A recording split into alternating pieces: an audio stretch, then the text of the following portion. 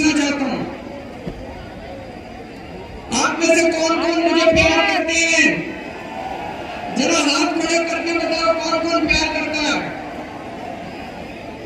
आपका बहुत बहुत शुक्रिया इस प्यार, इस मोहब्बत के लिए। लेकिन अब जो लोग मेरे से प्यार करते हैं, सबसे पहले एक बात आपसे कहना चाहूं, जैसा अभी सौरभ भारद्वाज जी ने कहा, सब लोग अपने अपने मोबाइल फोन निकाल लो। अभी हम देख रहे हैं यहाँ पे कम से कम 40-50 वीडियो कैमरा, टीवी वालों के कैमरा मौजूद है। अब इस मैदान में 1 लाख कैमरे चालू हो जाएंगे, 1 लाख कैमरे। सब लोग अपना अपना फोन निकालो, फोन में वीडियो रिकॉर्डिंग चालू करो, अपनी अपनी फेसबुक चालू करो और फेसबुक लाइव कर दो। इस रामलीला मैदान से अब एक साथ 1 लाख टीवी कैमरे लाइव चालू होंगे, 1 लाख टीवी कैमरे लाइव चालू। मैं सबसे पहले कपिल सिब्बल साहब का बहुत बहुत शुक्रिया अदा करता हूँ, हमारे इन्विटेशन पे आज वो आए। कई साल के बाद आज हम लोग रामलीला मैदान में इकट्ठे हुए। आज से 12 साल पहले, 12 साल पहले इसी रामलीला मैदान में इकट्ठे हुए थे हम लोग भ्रष्टाचार के खिलाफ। इस मंच को, ये बहुत पवित्र मंच है। आज से 12 साल पहले भ्रष्टाचार के खिलाफ इकट्ठे हुए थे। आज इसी मंच से एक अहंकारी तानाशाह को इस देश से हटाने के लिए फिर से इकट्ठे हुए। दोस्तों, तानाशाही को खत्म करने के लिए फिर से इकट्ठे हुए हैं। और जैसे उस वक्त भ्रष्टाचार के खिलाफ आंदोलन हमारा सफल हुआ था, आज इसी मंच से जो आंदोलन शुरू हो रहा है, हमारे देश के अंदर जो तानाशाही लाई जा रही है, उसे खत्म करने का जो आंदोलन शुरू हो रहा है, जनतंत्र को खत्म करने का जो आंदोलन शुरू हो रहा है, संविधान को बचाने का जो आंदोलन आज शुरू हो रहा है, बहुत जल्दी इस आंदोलन को भी सफलता मिलेगी। सुप्रीम कोर्ट ने दिल्ली के लोगों के हक में फैसला दिया। 8 साल तक दिल्ली के लोगों ने लड़ाई लड़ी सुप्रीम कोर्ट के अंदर। सुप्रीम कोर्ट में हमारे वकील अभिषेक मनु सिंघवी साहब ने दिल्ली के लोगों की तरफ से लड़ाई लड़ी। सबसे पहले मैं आज इस मंच से सिंघवी साहब का भी दिल्ली के लोगों की तरफ से शुक्रिया अदा करता हूं। आज से 1 महीने पहले 11 मई को देश की सर्वोच्च अदालत, सबसे बड़ी अदालत सुप्रीम कोर्ट की भी कॉन्स्टिट्यूशन बेंच, उसने आदेश पारित किया दिल्ली के लोगों के हक में। और उसके 8 दिन के बाद, 1 हफ्ते के बाद, 19 मई को देश के प्रधानमंत्री ने सुप्रीम कोर्ट के आदेश को खारिज कर दिया। देश की सबसे बड़ी अदालत ने, देश के सबसे बड़ी अदालत के फैसले को प्रधानमंत्री ने खारिज कर दिया। प्रधानमंत्री कहते हैं मैं सुप्रीम कोर्ट को नहीं मानता। देश के प्रधानमंत्री कहते हैं मैं सुप्रीम कोर्ट को नहीं मानता। 75 साल के भारत के इतिहास में पहली बार एक प्रधानमंत्री आया जो कहता है मैं सुप्रीम कोर्ट को नहीं मानता। पूरे देश के लोग स्तब्ध हैं। पूरे देश के लोगों को यकीन नहीं हो रहा, इतना अहंकारी प्रधानमंत्री को इतना अहंकार। प्रधानमंत्री कहता है मैं सुप्रीम कोर्ट को नहीं मानता। देश के गली गली में चर्चा हो रही है, घर घर में चर्चा हो रही है, ये मोदी जी को क्या हो गया, इतना अहंकार हो गया इनको, इतना अहंकार हो गया इनको। के अंदर अब जनतंत्र खत्म हो रहा है। इसी को तानाशाही कहते हैं। जब देश का प्रधानमंत्री कहता है मैं सुप्रीम कोर्ट को नहीं मानता, इसी को तानाशाही कहते हैं, इसी को हिटलर शाही कहते हैं। जनतंत्र खत्म होना था। मैं बताना चाहता हूं आखिर सुप्रीम कोर्ट के आदेश में ऐसा क्या है?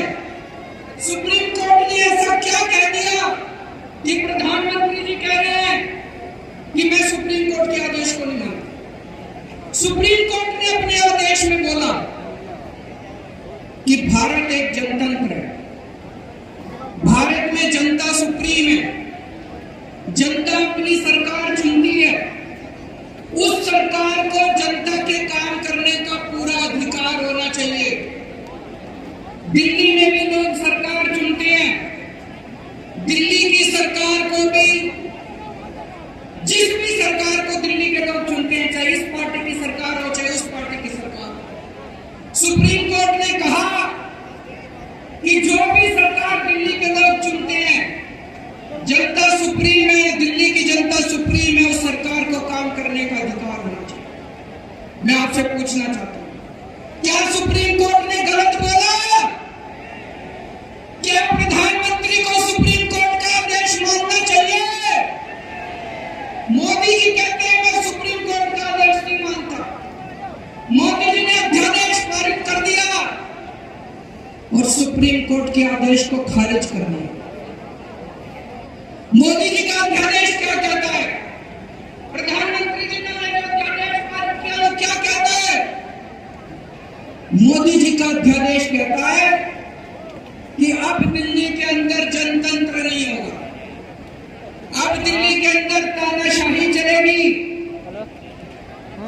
अब दिल्ली के अंदर जनता सुप्रीम नहीं है, अब दिल्ली के अंदर एलजी सुप्रीम होगा। अब दिल्ली के अंदर चाहे जनता जिसको मर्जी वोट दे, चाहे जनता जिसकी मर्जी सरकार बनाए, प्रधानमंत्री जी कहते हैं सरकार को मैं चलाऊंगा, मेरी तानाशाही चलेगी। अब जनता सुप्रीम नहीं है, जनता की नहीं चलेगी, जनता की सरकार की नहीं चलेगी। प्रधानमंत्री जी कहते हैं एलजी के जरिए मैं सरकार चलाऊंगा। 26 जनवरी 1950 को हमारे देश का संविधान लागू हुआ। बाबा साहब अम्बेडकर ने संविधान बनाया। बाबा साहब अम्बेडकर ने अपने संविधान में लिखा कि इस देश के अंदर जनतंत्र होगा, जनता सुप्रीम होगी। आज प्रधानमंत्री जी ने भारत के संविधान के पर खच्चे उड़ा दिए। प्रधानमंत्री जी ने भारत का संविधान बदल दिया। प्रधानमंत्री जी कहते हैं अब जनता सुप्रीम नहीं होगी, अब एलजी सुप्रीम होगा। जनता सुप्रीम नहीं होगी, अब प्रधानमंत्री सुप्रीम होगा। प्रधानमंत्री जी कहते हैं अब दिल्ली की जनता की वोट की कोई कीमत नहीं है। ये तो सरासर अपमान है दिल्ली के लोगों का। प्रधानमंत्री जी कहते हैं दिल्ली की जनता जिसको मर्जी वोट दे, उस वोट की कोई कीमत नहीं है। दोस्तों, ये बीजेपी वाले रोज मेरा अपमान करते हैं, मेरे को गालियां देते हैं, गंदी गंदी गालियां देते हैं। मेरे को अपने मान और अपमान की कोई चिंता नहीं, मैं कोई परवाह नहीं करता, मैं इनको वापस गाली नहीं देता, मेरे को गाली गलौज नहीं करनी आती, मेरे संस्कार नहीं सिखाते। मैं 24 घंटे अपने काम में व्यस्त रहता हूँ, मेरे को काम से मतलब है। आप लोगों ने मेरे को इतना मौका दिया, इतनी जिम्मेदारी है, 24 घंटे काम करता हूँ। ये लोग मेरे को जितनी मर्जी गाली देंगे, लेकिन इस बार इन लोगों ने आपका अपमान किया, आपकी वोट की कीमत, आपका वोट का अपमान किया है। ये मैं बर्दाश्त नहीं कर सकता, आपके अपमान को मैं बर्दाश्त नहीं कर सकता। इसको किसी हालत में नहीं होने देंगे। दिल्ली के लोगों के वोट का जो उन्होंने अपमान किया, मोदी जी तमाचा मारा है दिल्ली के लोगों को, इसको बर्दाश्त नहीं कर सकते। देश के सारे लोग आपके साथ हैं। आप ये मत समझना आप अकेले हो, 140 करोड़ लोग आपके साथ हैं। वेस्ट बंगाल के लोग आपके साथ हैं, तमिलनाडु के लोग आपके साथ हैं, केरला के लोग आपके साथ हैं, महाराष्ट्र के लोग आपके साथ हैं, बिहार के लोग आपके साथ हैं, प्रदेश के लोग अपने साथ हैं। 140 करोड़ लोग मिलकर इस अध्यादेश का विरोध करेंगे, जनतंत्र को बचाएंगे। और मैं पूरे देश के लोगों को बोलना चाहता हूं, ये मत सोचना कि ये केवल दिल्ली वालों के साथ हुआ है। मुझे अंदर से पता चला ये मोदी जी का पहला बार है।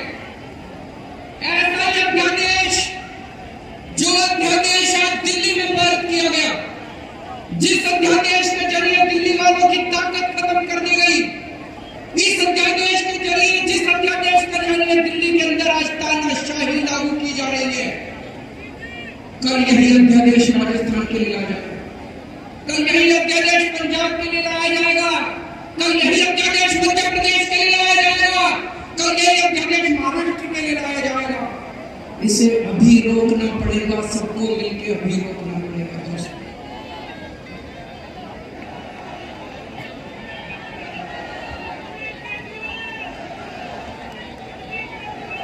मोदी जी दिल्ली वालों के पीछे क्यों पड़े? दिल्ली वालों के पीछे क्यों पड़े मोदी जी? 2015 में दिल्ली के लोगों ने 7 एमपी की सीट मोदी जी को जिताई, मोदी जी को प्रधानमंत्री बनाया और मोदी जी को कहा आप देश संभालो। और दिल्ली में 70 में से 3 सीट बीजेपी को दी, 3 सीट, 67 सीट आम आदमी पार्टी को दी। और दिल्ली के लोगों ने कहा केजरीवाल जी आप दिल्ली संभालो। बीजेपी को 3 सीट देने का क्या मतलब? दिल्ली के लोगों ने अपनी आंखें लाल करके मोदी जी की तरफ देखा और बोला आप देश संभालो, खबरदार दिल्ली की तरफ आंख उठा के देखेंगे। बोला कि नहीं बोला?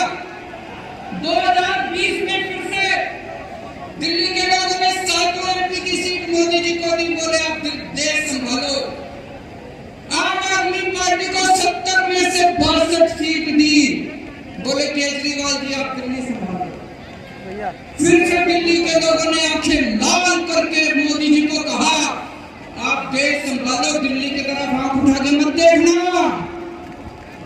लेकिन प्रधानमंत्री जी से देश तो संभल नहीं रहा, देश का तो बेड़ा गर्क कर दिया। रोज उठते हैं और दिल्ली वालों के काम रोक देते हैं, रोज उठते हैं और दिल्ली वालों। मैं स्कूल बनवाता हूं, मोदी जी कहते हैं मैं तेरे स्कूल नहीं बनने दूंगा। मैं अस्पताल बनवाता हूं, मोदी जी कहते हैं तेरे अस्पताल नहीं बनने दूंगा। मैं मोहल्ला क्लिनिक बनाता हूं, मेरे मोहल्ला क्लिनिक तोड़वा दिए मोदी जी। पिछले साल प्रधानमंत्री जी ने दिल्ली के अस्पतालों में दवाइयां बंद करा दी। मैं सीसीटीवी कैमरे लगवाता हूं, प्रधानमंत्री जी एलजी को कहकर सीसीटीवी कैमरे नहीं लगते।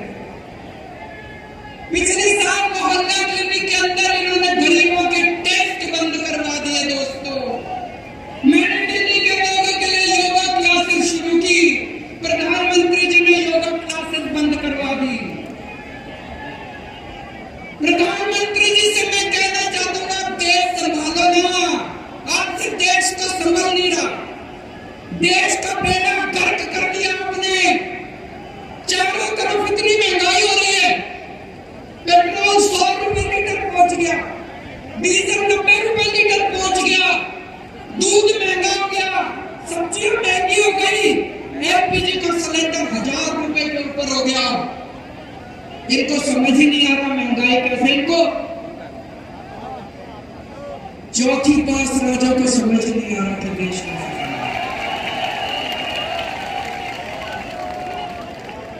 एक दिन कहते हैं 2000 का नोट आएगा, 5 साल बाद कहते हैं 2000 का नोट जाएगा। अरे इनको समझ ही नहीं है। आप लोगों ने कोई समझदार प्रधानमंत्री बनाया होता, कम से कम ये तो बता देगा 2000 का नोट आएगा कि जाएगा। चारों तरफ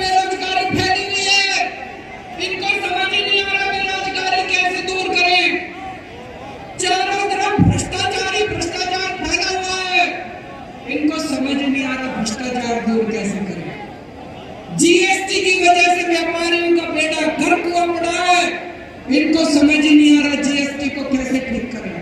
पूरे देश का रेलवे, मेरी आप लोगों से गुजारिश है, एक टेस्ट करके देखना, कोई second class AC, third AC, second class की टिकट खरीद लेना, सेकंड क्लास टिकट। एक बार रेल में जाके देखो इन्होंने रेलवे का क्या हाल कर दिया।